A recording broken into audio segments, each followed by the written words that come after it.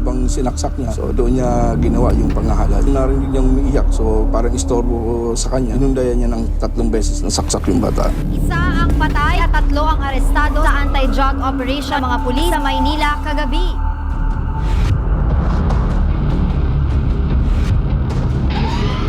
If you destroy my country, I will kill you.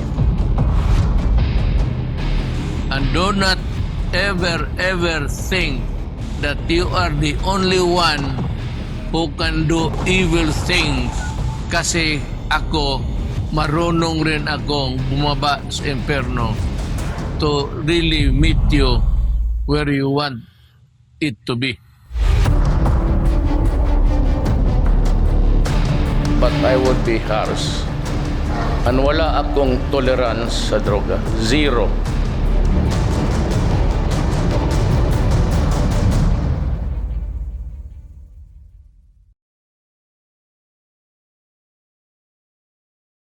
Ang war on drugs ni Pangulong Rodrigo Duterte ay isa lamang sa mga kontrobersyal na polisiya ng pamahalaan na yumanig sa taong bayan upang masugpo ang illegal na droga na matagal nang sumisira sa ating bansa.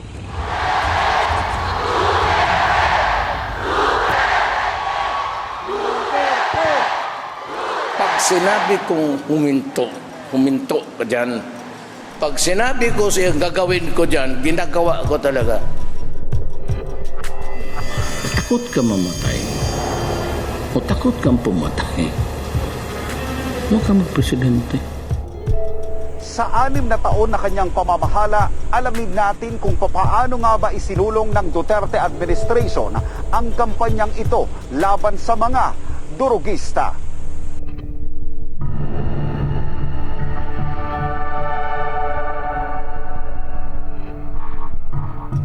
Lahat ng sektor dito tinamaan. And the enormity of the problem is staggering. It was really spreading like wildfire. And I was scared for my country kasi Pilipino ako. At that time that nung wala pa si President Duterte, nakita natin yung extent ng damage ng drugs. At that time, napakarami ang kaso and yung kaso na yon ay more against the innocent victims. Ito ay perpetrated by the different violators of law. In short, mga criminals ay connected sa illegal na droga. The illegal drugs is flooding in the streets. So, sobrang laki ng supply at that time. Bago maluklok si Pangulong Duterte, nasa 3 milyong Pilipino ang lulong sa iligal na droga ayon sa Dangerous Drugs Board o DTB. Ayon pa sa ahensya, 80% ng mga heinous crimes o mga karumaldumal na krimen sa bansa ay konektado sa iligal na droga, kabilang na ang mga kaso ng walang pakundangang pagpatay at panggagahasa na walang pinipiling edad o relasyon sa tao. Pinagpis ngayon ang ama ng batang pinatay ng kanyang sariling ina dahil sa impluwensya ng iligal na droga. Ngayon, presidente ako, I have to worry sa lahat ng mga anak ninyo. Why? Because kung 3 million yun, 2 years o 3 years ago, incremental, ibig sabihin tumubo talaga yan. Maraming na-contaminate naman kasi yung natamaan, paghanap ng biktima yon para suporta niya. Yun namang isa, and it's a vicious cycle. Talagang galit ako sa droga. Sinisira ang bayan ko. Mahal ko ang bayan ko, mahal ko kayo. Sa pagpasok ng Duterte administration, naging battle cry nito ang war on drugs at nangakong tatapusin sa madaling panahon. I would stop drugs and criminality in 3 to 6 months. Alam mo, itong mga Ganun na lang ang sakripisyo ng Pilipino at the expense of their dignity and being a human being. Di mo lang alam ang sakit ng puso ko. Kasi leader ako eh. I have to show my anger.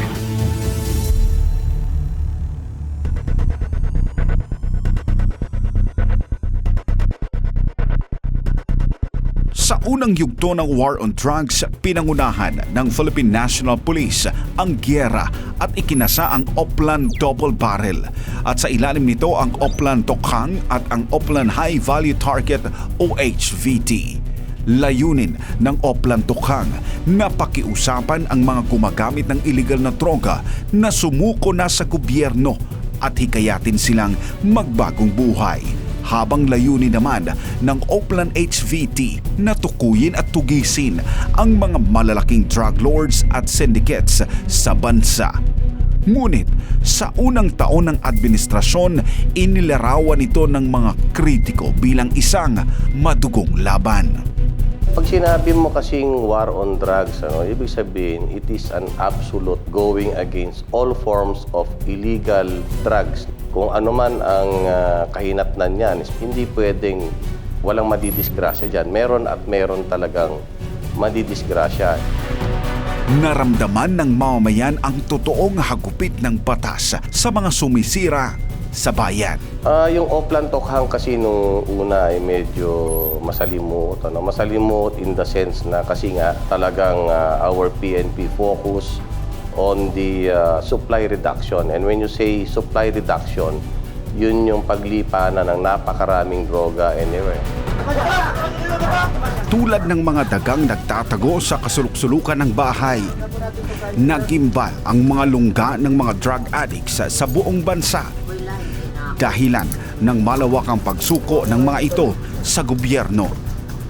Sa unang 100 araw ng Pangulo, higit 700,000 drug users and pushers ang sumuko sa otoridad. Pero, ika nga, sa gyera, imposibleng walang dumanak na dugo. Naging sunod-sunod ang pagbulagta ng mga drug personality sa mga anti-drug operations na isinagawa ng PNP. Dahil dito, nabalot ng kontrobersiya at batikos ang drug war ng administrasyon. Sunod-sunod ang naging pambabatikos at panawagan ng ilang human rights group, maging ng international community na nananawagan ng pagtigil ng umano'y extrajudicial killings o AJK ng Estado. Hindi naman nagpatinag ang Duterte administration dahil nagpatuloy ang drug war sa kanyang panahon. It is a relentless campaign for the PNP to go against these illegal perpetrators of illegal drugs. Alam mo, pag huminto ako dito, disgrasya ang kabukasan ng mga anak natin. Your concern is human rights. Mine is human life. We will create an interagency committee on illegal drugs that will integrate efforts and strengthen the partnerships of all stakeholders. Noong 2017, upang mas mapaigting pa ang drug war, pinirmahan ni Pangulong Duterte ang Executive Order No. 15 na nagtayo sa Interagency Task Force on Anti-Illegal Drugs o ICAD. Binubuo ito ng iba't ibang ahensya ng pamahalaan na tutugon sa problema sa illegal na droga. Pinalakas din ang Anti-Drug Abuse Council sa mga lokal na pamahalaan upang tutukan ang information drive laban sa paglaganap ng droga sa mga pamayanan. Isang executive order naman ang pinirmahan ni Pangulong Duterte upang ilatag at itatag ang Philippine Anti-Illegal Drugs Strategy kung saan nakabalangkas ang mga estratehiya ng pamahalaan upang sugpuin ang illegal na droga sa bansa. Itong droga, walang compromise dito.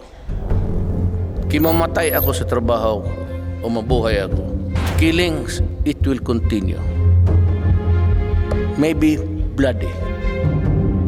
Sabi lang, EKJ, Bakit ang pulis? Military. Sa Mindanao, pag nag-raid yan ng laboratory itong mga to, ang kaharap nila masinggan. So sabi ko sa kanila, the campaign against drug will continue. And as much as possible, we'll do it legal. Pero yung kamatayan ng tao basta nandyan, it will continue. Until such time na wala ng drug lord, pati wala na runner po siya. Sa pinakahuling datos na inilabas ng PDEA ngayong taon, umabot sa higit na 6,000 individual ang nasawi sa drug war operations ng administrasyon simula 2016. Kung hindi ako na presidente, hindi talaga ninyo malaman ang totoo.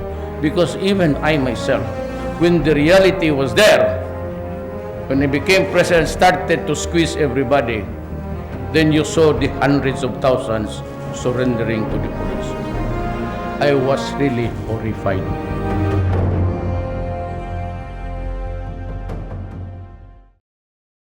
Samantala sa gitna ng maingay na pagkundina ng mga kritiko ng drug war, ilang libo rin ang nasawi mula sa hanay ng kapulisan upang masugpulang ang iligal na droga.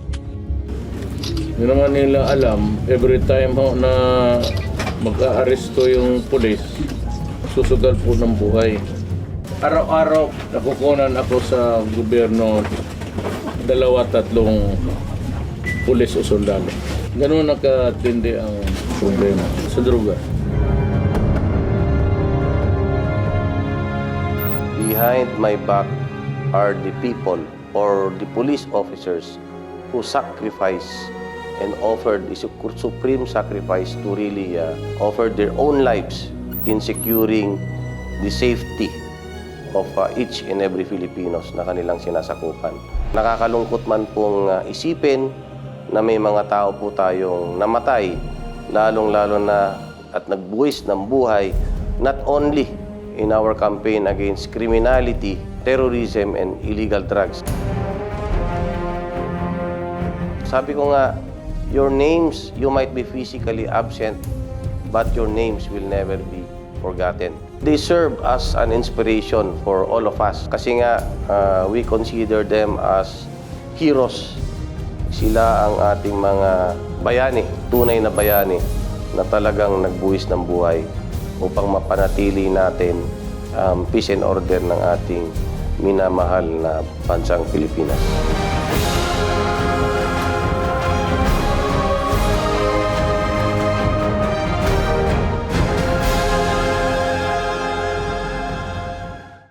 Samantala, habang gumugulong ang drug war, ay mas lumalalim pa ang mga impormasyon na nadidiskubre kung gaano kalala ang sitwasyon ng iligal na droga sa bansa.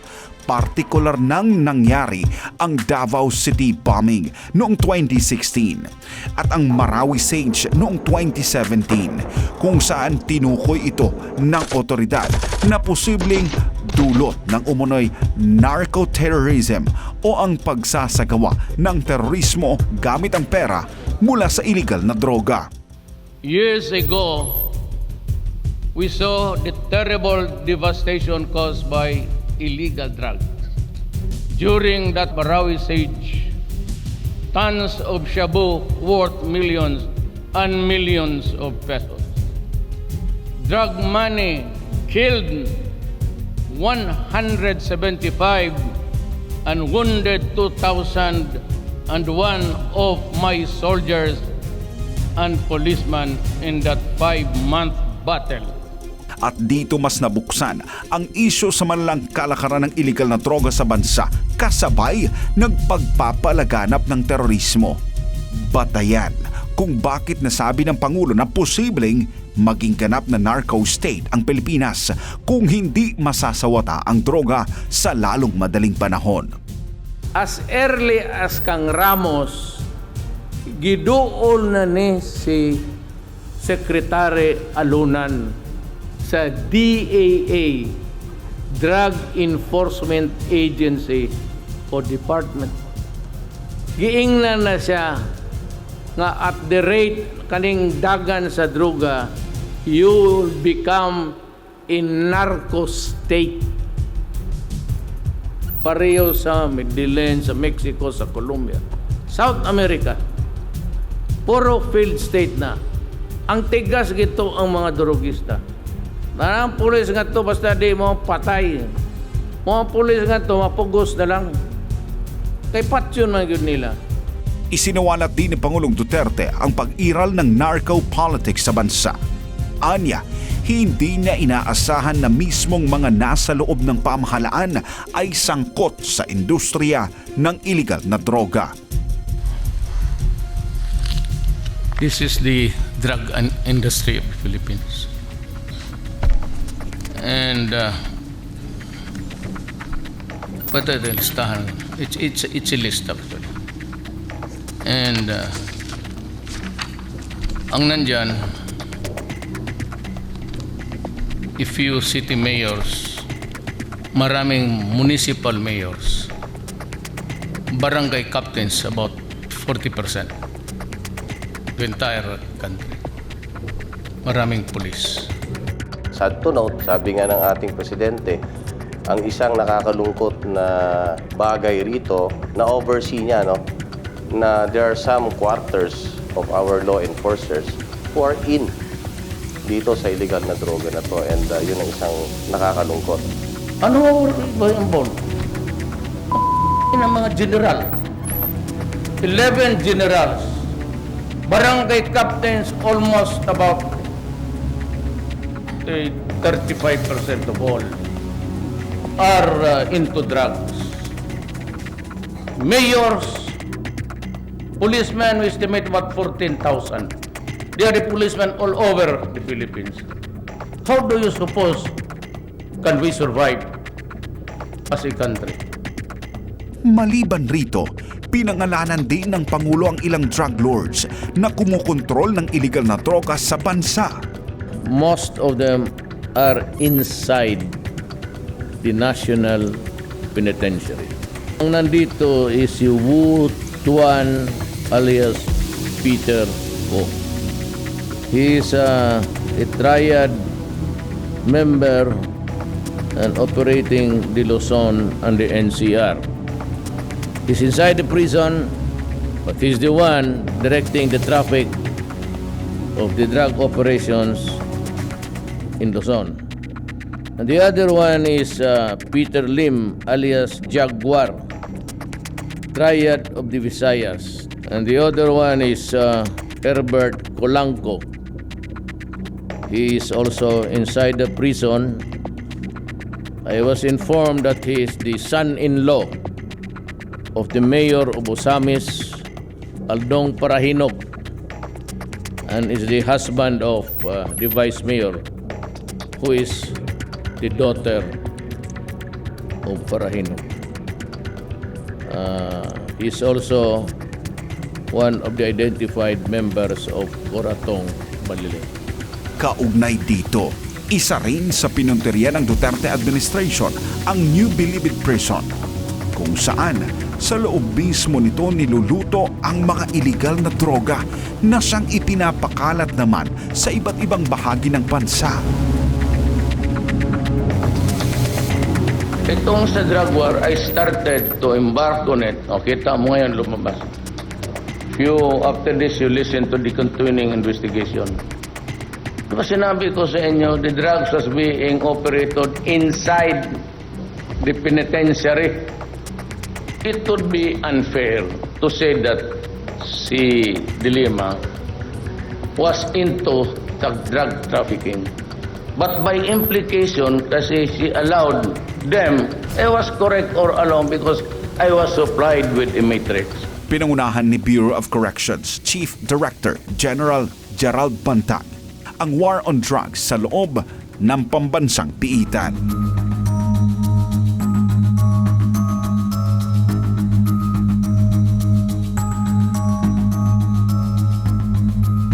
Sa dami nun, nakikita mo mga generals involved dyan. Nakikita naman ninyo yung nasa narcolist, mga politics, politicians. Saan ka nga sabi ko eh? Pupunta ka sa pulis, pupunta ka sa barangay tanod.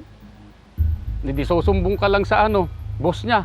Maganda itong ginawa ng ating Pangulo, si Mayor Digong, na kung hindi sa kanya, ay nasa narco-politics na talaga tayo. Alam naman ninyo yan, na kung walang ganitong laban, wala tayong patutunguhan. Paano? Pupunta ka sa, sabihin mong pulis, involved pala sa drugs. Sasabihin mong pupunta ka sa politicians, local o kung saan, involved pala. Kanino ka magsusumbong? Wala na.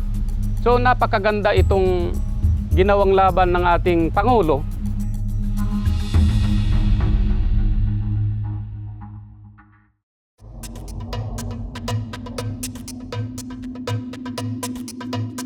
Naging issue sa war on drugs ang umano'y ninja cops o mga tiwaling pulis na nasangkot sa katiwalian maging sa pagre-recycle ng mga nakukumpiskang illegal na droga sa mga anti-drug operation. Kabilang sa mga nadawit dito si dating PNP Chief Oscar Albayalde matapos maungkat ang isang drug operation sa Pampanga noong 2013 kung saan target ang Chinese drug lord na Johnson Lee. Dahil dito, nagbitiw sa pwesto si Albayalde. Kaugnay dito, hindi naman pinalampas ng Pangulo ang mga pulis na sabit sa illegal drugs. Maging sila ay binantaan ng Pangulo. Ipapatay ko talaga kayo.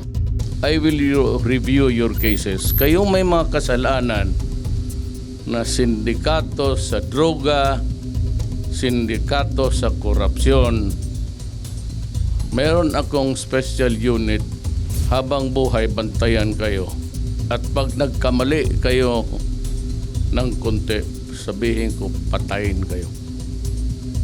Bakit kayo pumasok sa pulis? Anong nakain ninyo na itong pulis para lang ito sa mga taong may pagmamahal sa bayan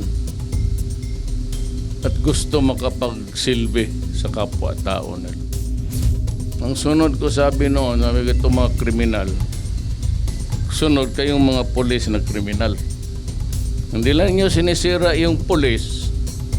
It's a government institution, an organ of government important to maintain law and order. Kayo naman, wala kayong silbi para sa akin.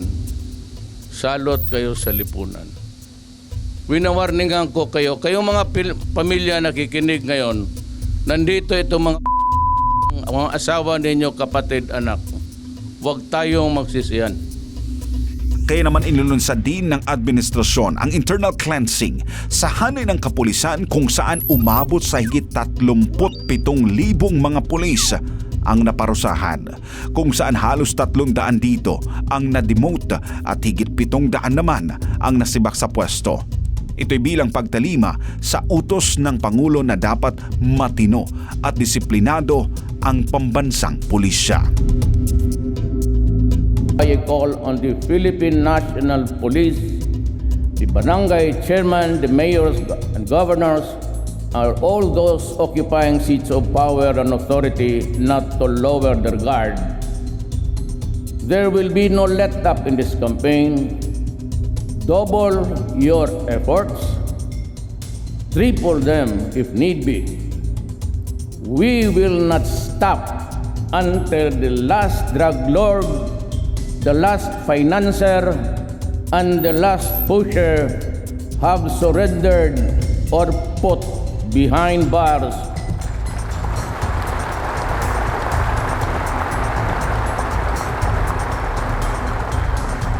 Or below the ground if they so wish.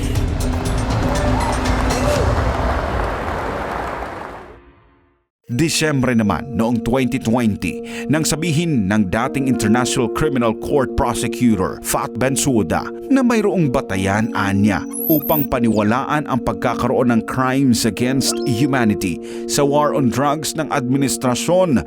Tahasan naman itong sinagot ng Pangulo at sinabing hindi niya haharapin kailanman ng ICC sakaling kasuhan nga siya. So I do not expect the human rights, I do not expect Obama, I do not expect the EU to understand me. Do not understand me. And if you think it is high time for you guys to withdraw your assistance, go ahead. We will not beg for it. We have a problem here trying to preserve our society. And you mess up by human right. Tinatakot pa ninyo kami yung assistance. Anong paningin ninyo? Anong paningin ninyo sa amin? How do you look at us? Mendicants? Na magsige lang, hindi kami sunod-sunod kami. We will survive. We will survive as a nation. Baski magkahirap dito, we will survive. I'll be the first one to go hungry and I'll first one to die of hunger. Huwag kayong mag-alala. But we will never compromise our dignity as a Filipino. Matatandang una nang nagpahayag ang Pangulo ng pagkalas ng bansa noong Marso 2018 sa Rome Statute na isang treaty na kumikilala sa kapangyarihan ng ICC. Iginiit ni Pangulong Duterte na mayroong sabwatan sa bahagi ng United Nations Special Rapporteur na palabasin siyang walang puso at tahasang lumalabag sa karapatang pantao. Maliban dito ay maaga ring isinapubliko ng ICC ang preliminary examination na lumikha ng impresyon na siya ay kakasuhan sa International Court dahil sa serious against humanity. Sinabi pa ni Pangulong Duterte na sa pag-upo pa lang niya bilang Pangulo ng bansa ay kapuna-punang mayroong pag-atake ng UN at kanilang special rapporteurs hindi lang laban sa kanyang pagkatao kundi sa buo niyang administrasyon. Muling binigyang diin din ng Pangulo na kung siya man ay nagkamali sa kanyang administrasyon, kailanman ay hindi siya papasakop sa mga dayuhan kundi sa kapwa Pilipino lamang dapat managot. International Court of... Bakit ako mag-international court? Hindi man ako international, local lang ako eh. International. I am a Filipino. If I am accused of something, it must be within the jurisdiction of the Philippines. If I am tried, it should be before a Filipino judge. And ang prosecutor must be a Filipino like me.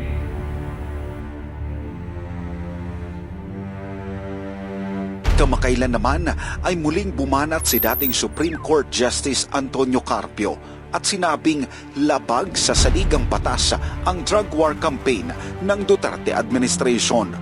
Banat naman ng Pangulo. Unconstitutional. If it is unconstitutional, so be it. I will do it. Wala akong, I don't give a if you have to know. You must have the wrong theories about humanities and all. But yung mga ganon, subukan mo dito sa trabaho. You have to come to terms with what is actually happening on the ground. Ipinagtanggol naman ni Reverend Dr. Pastor Apollo C. Kibuloy, ang honorary chairman ng SMNI at spiritual advisor ng Pangulo, ang war on drugs ng Duterte administration. At sinabing wala ng presidente pa ng bansa ang may tapang na hinarap ang malalaking problemang ito.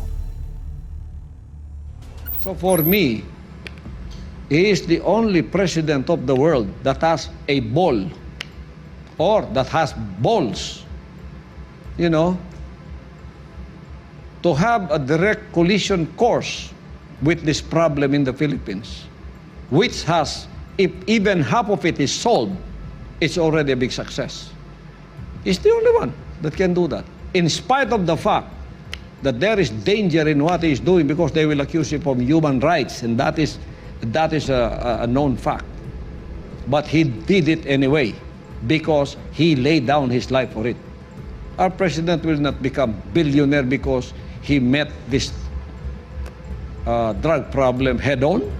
He will not become a billionaire because of that. In fact, he will be endangering himself and his family and those close to him. In fact, he might even be accused to this enemy of his in the politics may accuse him, falsely accuse him in the international Criminal Court, ICC. He did it anyway, without regard to his safety or without regard to his honor. What do I call that? In the principle of the spiritual, the Bible says, greater love hath no man than this, that a man will lay down his life for his friends. Now he's laying down his life for the Filipinos, though that Filipinos will live drug-free, peaceful, with serenity and tranquility in life. Sa kabuuan sa ilalim ng administrasyon, umabot sa halos 70 bilyong piso ang halaga ng illegal na droga ang nakumpiska. Naglunsad ng higit 300,000 anti-illegal drug operations ang PNP, kung saan halos 500,000 ang naaresto, kabilang na ang higit 1,300 high-value individuals. Sa tala naman ng PDEA, higit 15,000 high-value targets ang naaresto, kabilang ang mga foreign national, elected officials, uniformed personnel, government employees at marami pang iba. We will also prioritize the rehabilitation of drug users. We will increase the number of residential treatment and rehabilitation facilities in all regions of the country.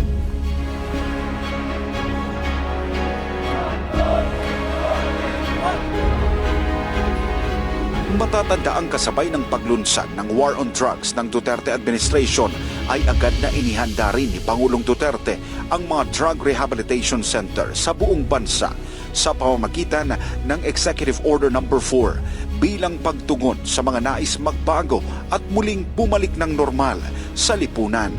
Nagpagawa siya ng mega rehabilitation center. At the same time, ang kagandahan dito kasi, tayo lang ang gumagawa nito sa buong mundo, na kung saan meron tayong tinatawag na Community-Based Drug Rehabilitation Program, o ito yung tinatawag na CBDRP. In short, mas marami yung naaabot ng ating pamahalaan na PWOODs at marami yung nababago nilang buhay. For pandemic, lahat po ng station natin has been coordinating to the different LGUs to have their own rehab clinic. Meron po tayong rehabilitation area dyan wherein yung mga gusto magbagong buhay, yung mga gusto talagang voluntarily i-stop itong droga na to, meron tayong reformation. Samantala, batay sa datos ng PNP, umabot na sa 1.2 million drug users and personalities ang sumuko sa pamahalaan at sumailalim ng recovery at wellness program. First quarter, we have around 1.2 million at least who voluntarily surrendered our initial campaign, War on Drugs. Because of that surrenderies, unti-unting nabawasan, nakita nila siguro na talagang ayaw na nila. Siguro they were able to realize na talagang masama yung epekto ng droga. Yung iba naman siguro is out of fear, because of what is happening wherein the government, especially the law enforcers, are really that relentless in the campaign against illegal drugs. Siyempre dito, umaga pa lang natututo kang magdasal, marunong kang matakot. Masaya nanay ko kahit nawala siya, nakita niya naman yung pagbabago ko. Tatagal pa ito rehab na ito na 10 years dito na ako magre-retire Kaya nagpapasalamat ako na may ganitong istasyon ng gobyerno. Dati wala akong tiwala sa kanila, ngayon meron na. Marami po ako natutunan dito, sir, sa loob ng Megadeth RC. Kung paano po patawarin ng sarili at kung paano gumawa ng magandang bagay nang sa gano'n na hindi na sa paggamit ng droga. Matapos ko po nang maayos yung pagprograma ko dito, sa gano'n po ay makabalik ako sa pamilya ko ng maayos. Salamat sa ating gobyerno, salamat sa susunod na gobyerno na bibigyan tuon yung mga ganitong institusyon upang patuloy-tuloy yung aming pagbabagong buhay. At sana magkaroon pa ng maraming proyektong gobyerno dahil gusto kong ibalik yung pasasalamat. Gusto ko rin ituro sa mga kapwa ko naging residente rito na ibahagi kung ano yung dapat nating matutunan sa ating pagbabagong buhay. For those who believe in me sa presidency ko, pero yung tumulong sa akin, nagsuporta all these years. At yung umintindi ng mga hangarin ko sa ating bayan,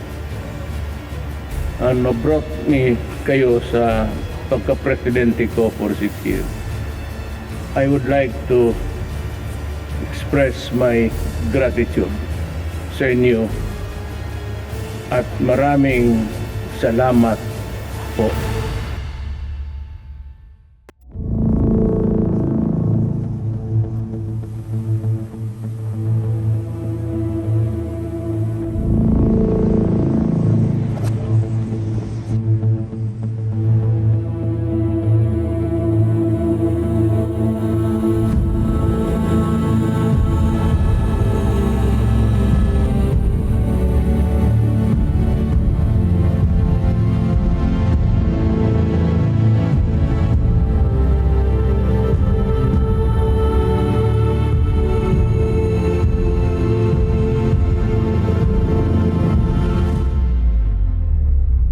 I can make your lives comfortable habang nagtatrabaho pa tayo. We call it as the golden era of the PNP, considering that we receive a lot, especially in terms of our move, land, air, and sea. Napakalikip po ng naiambag o naibigay ng ating Pangulo upang ma-procure po yung mga needed equipments, especially on our anti-criminality, anti-terrorism, and the campaign against illegal drugs. Not only on the move capability, but kasama na po dyan yung shoot capability. It is also in this administration that we are able to experience and maximize the number of armaments and all other equipments na tinatamasa po ng ating mga kapulisan ngayon. Another aspect is yung ating communication system. Patuloy pong marami ang napoprocure. So with the infrastructure, Sa panahon ng Duterte administration, dinoble ng Pangulo ang pondo upang mapalakas ang hanay ng kapulisan. Mula 10.7 billion pesos noong Pinoy administration, umabot ito ng 23.3 billion pesos. Umabot naman sa 14.680 billion pesos ang ibinigay na pondo sa PNP upang mas mapaigting pa ang kanilang move, shoot, communicate and investigate capabilities. Tulad ng pangako ni Pangulong Duterte sa kanyang pag-upo, tinaasan din ang sahod ng kapulisan. Tinatayang nasa 39 to 100% ang itinaas ng sahod sa iba't ibang ranggo sa PNP. Tumaas ng 123% ang budget para sa pambansang pulisya ngayong 2022 kumpara noong kauupo lang ni Pangulong Duterte. Matatanda ang kwenesyon din ng Pangulo ang mababang halaga ng combat duty pay at ng combat incentive pay dahil hindi makatarungan ang halagang 500 piso para sa kanilang sakripisyo. Kaya naman itinaas ito ng halos 500%.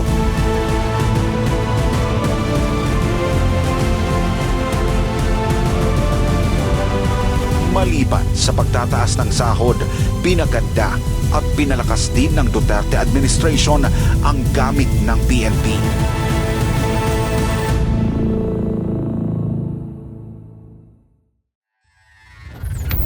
Taong 2016, mayroon lamang 3 air assets ang Philippine National Police. Ngayon, sa ilalim ng Duterte administration, mayroon na itong 13 na bilang nito. Salamat, PRD!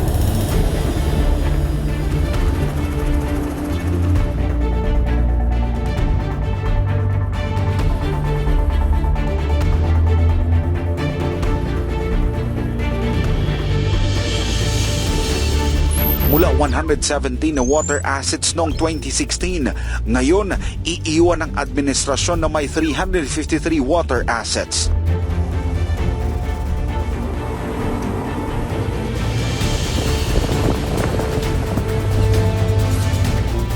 Sa land assets naman, ang 18,018 land vehicles noong 2016, ngayon ito'y nasa 22,142 bilang ng mga land vehicles na nagkakahalaga ng 4.269 billion pesos.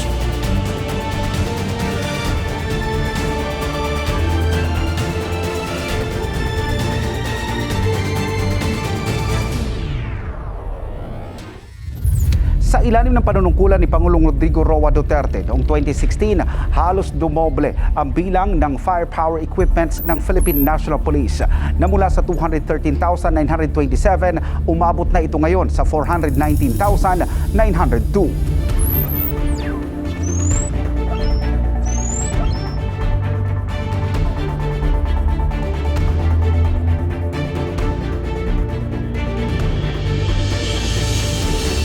Malaki rin ang iniunlad ng communication equipment ng pambansang pulisya na mula sa higit 33,000, tumaas ang bilang nito sa higit 58,000.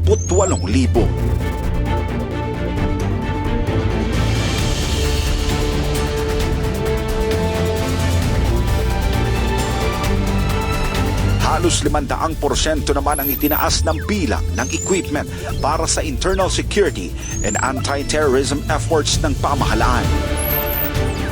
Kabilang na rin ang investigative equipment ng PNP.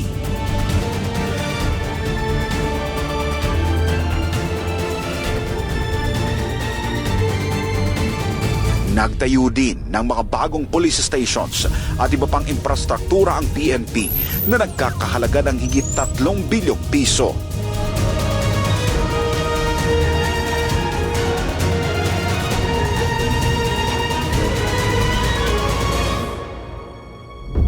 Samantala, umabot naman sa higit 1,000 ang naitaas sa pwesto sa hanay ng kapulisan, kasama ang PNP Battle of Marawi Contingent.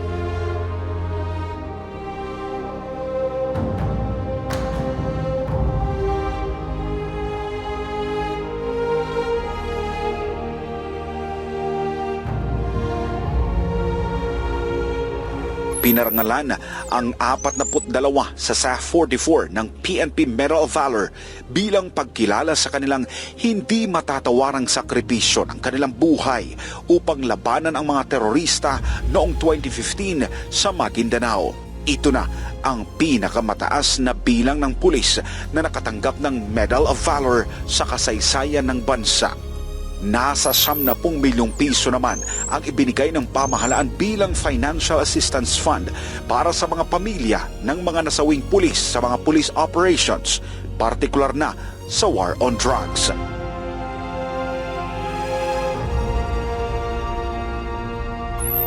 Habang 66 million peso fund naman para sa higit 800 nasugatan na pulis sa mga police operation.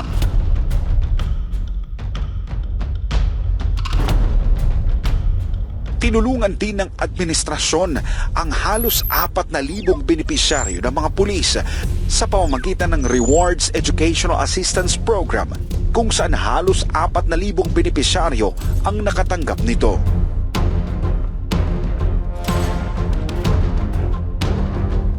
Tanda na rin ng tagumpay ng Duterte administration sa laban nito kontra kriminalidad ang pagtugi sa higit 55,000 most wanted persons at halos 400,000 na iba pang individual na pinaghahanap ng batas.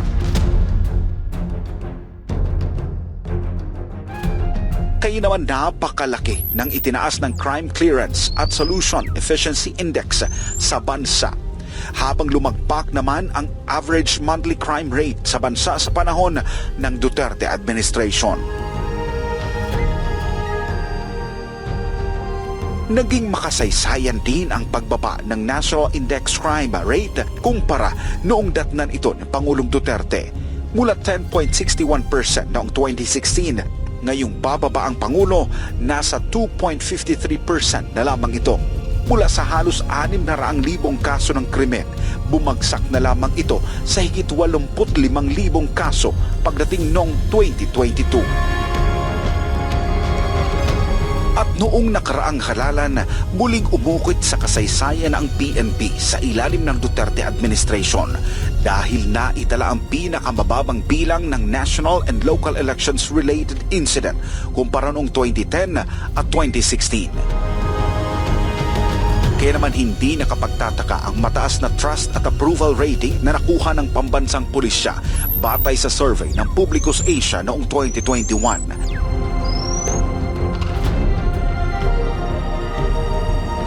At nakapagtala nagtala ng 97% National Safety Index batay sa National Commission Police Survey.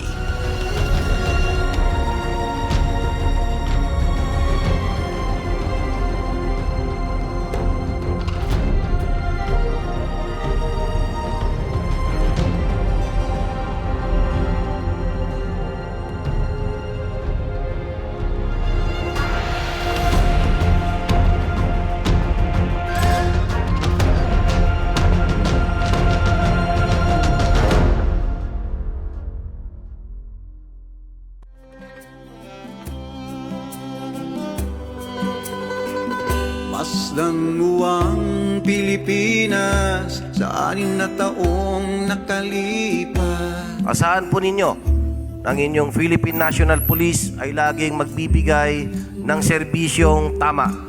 Isang pulis na tapat sa kanyang panunungkulan, isang pulis na may tapang sa mga lumalabag sa batas, at isang pulis na may malasakit sa buong sambayan ng Pilipino. Sigman kung magsalita, ngunit puso mo'y mapagmahal, lalo na sa mga kabataan, ikaw ay naaawa. Si President Rodrigo Roa Duterte po para sa PNP, lalo na po sa PNPR unit, ay kinoconsider po namin siya na ama. Father po, kaya po Tatay Digong minsan ang tawag natin. Siya po yung haligi ng hindi lang po ng PNPR unit kundi ng buong bansang Pilipinas. Naging source po siya ng inspiration sa amin na lalo pa naming pag-ibayuhin yung fervor, yung passion namin, yung fire namin para maibigay yung fineness and yung pinakamatapang namin na serbisyo para sa bayan. Sa lahat ng development at sa lahat ng support na pinagkaloob po sa amin ng pamunuan ng PNP at ni President Rodrigo Roa Duterte, ay lalo pong na-develop yung unit namin, which is ito po yung ginagamit namin ngayon para magampanan yung aming mandato, lalo na po sa pagganap ng aming tungkulin sa pagsugpo ng kriminalidad at ng terorismo, which is isa po yun sa mga primary rin na program po ng PNP at ng ating Pangulo. Papasalamat po ako sa ating butihing Pangulo na si President Rodrigo Roa Duterte dahil sa kanyang patuloy suporta sa kapulisan, lalong-lalo na nga po sa modernisasyon at capability enhancement ng ating kapulisan. Malaki po ang pinagbago ng kapulisan ngayon. Siya po ay tunay na ama ng ating bansa. Nakapokus siya kung ano yung pangangailangan ng ating mamamayan, lalong-lalo na mapabuti ang serbisyon ng binibigay ng PNP. 10 years as a police officer, wala pa pong nakakatantay sa pag-aalaga at pagsusuporta ni Pangulong Duterte sa amin. Doon pa lang po sa pagbigyan niya ng mga incentives or pagdoble niya ng aming sweldo, yun ay isang napakalaki at hindi mapapantayang pag-aaruga sa amin as uniform personnel. Maraming salamat po Pangulong Duterte, or let me please call you our tatay. Maraming salamat po. Wala pong ibang leader ang nakagawa nito, kayo pa lang. And sana po ay kayo ang magiging basihan ng mga sumusunod na mga leader kung paano nila pakita ang kanilang suporta sa mga uniform personnel. Ang mensahe lang po namin para sa ating mahal na Presidente is maraming salamat po sa pagkakataon na kami nakapaglingkod sa inyong termino. Binigay niyo po sa amin sa Special Action Force ay napakalaking tulong at nagampanan po namin ng maayos ang aming tungkulin. Maraming salamat po ulit. Para sa amin po, si Pangulong Duterte, siya isang taong lubos na may malasakit sa kapwa Pilipino at lalong-lalo na sa aming kapulisan at sa military. Lubos po kami nagpapasalamat sa mga naibigay, nakagamitan at mga iba pang benepisyo na ipinagkaloob sa amin ni Pangulong Rodrigo Duterte po, sir. Napakalaking bagay po sa amin yan, sa hanay po ng kapulisan at lalong-lalo na sa Maritime Group po. Mula sa PNP Maritime Group, maraming salamat, PRRD! Auwa! Masasalamat sa lahat. To our Commander-in-Chief, maraming salamat po, hindi lang po dahil sa pagdoble ng ating sweldo ang ibinigay ninyo, kundi in terms din po sa mga equipments na talaga namang ipagmamalaki po ng ating Philippine National Police. Hindi po nyo kami pinabayaan hanggang sa huling araw po ng inyong serbisyo as the President of the Republic.